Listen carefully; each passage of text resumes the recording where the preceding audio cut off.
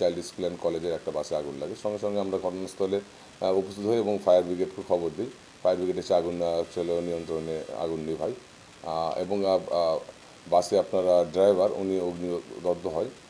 তাকে বা ঢাকা বার্ন ইউনিটে রেফার করে মানিকগঞ্জ সদর হাসপাতাল। এই ব্যাপারে আমরা তদন্ত করতেছি। হিরন আরও মিনারেল ওয়াটার মাত্র 50 পয়সায় প্রতি লিটার। কীভাবে গাড়িতে আগুন লাগলো আর এই ব্যাপারে অভিযোগ প্রাপ্তির সাপেক্ষে আইনগত ব্যবস্থা গ্রহণ করা। তাকে বার্ন ইউনিটে রেফার করা হয়েছে। মোটামুটি এখন সে চিকিৎসাধীন অবস্থায় আছে।